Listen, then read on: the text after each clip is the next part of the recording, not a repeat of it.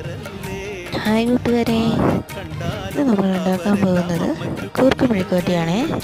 കൂർക്ക മെഴുക്കുവരട്ടിക്കായി നന്നായി കൂർക്കയൊക്കെ വൃത്തിയാക്കിയ ശേഷം ചെറുതായി അരിഞ്ഞ് ഒന്നുകൂടെ നല്ല വൃത്തിയായിട്ട് ചെറുപ്രാവശ്യമൊക്കെ കഴുകി വൃത്തിയാക്കിയ ശേഷം നമ്മളൊരു പാൻ എടുത്ത് പാൻ ചൂടായ ശേഷം എണ്ണ ഒഴിക്കുക. എന്നിട്ട് ആവശ്യത്തിന് കടുക് ഇട്ട് കൊടുക്കുക. കടുക് ഇട്ട ശേഷം നമുക്ക് കടുക് പൊട്ടിയ ശേഷം സവോളയും കരിയാപ്പിലയും ഇട്ട് കൊടുക്കാവുന്നതാണ്. ആവശ്യത്തിനുള്ള ഉപ്പുകൂടി ഈ സമയം ചേർത്ത് കൊടുക്കാം. അരിഞ്ഞു വെച്ചിരിക്കുന്ന കൂർക്ക നമുക്ക് വഴഞ്ഞ സവോളയ്ക്കകത്തോട്ടിട്ട് നമ്മൾ അടച്ച് വെച്ച് വേവിക്കാവുന്നതാണ്. കൂർക്കയൊക്കെയും വെന്ത ശേഷം നമ്മൾ അല്പം മാറ്റി എണ്ണ ഒഴിച്ച് അല്പം മുളക് പൊടിയും മുളക് പൊടിയും ഇട്ട് കൊടുക്കാവുന്നതാണ്. വീണ്ടും അടച്ചു വെച്ച് വേവിക്കാവുന്നതാണ്. അങ്ങനെ കൂർക്ക മെഴുക്കുവരട്ടി റെഡി.